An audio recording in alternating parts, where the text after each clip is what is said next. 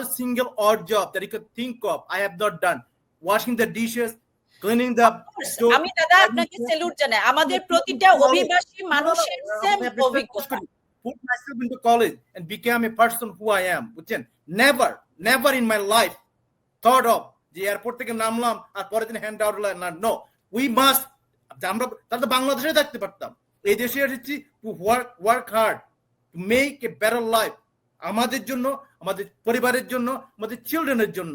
সুতরাং আজকে যদি আমাদের কমিউনিটির এবং দেখেন, মানে আমার কাছে অবাক লাগে মাঝে মধ্যে যে মানে তারা হার্ড ওয়ার্কিং এ বিশ্বাস করে না। This mentality need to change.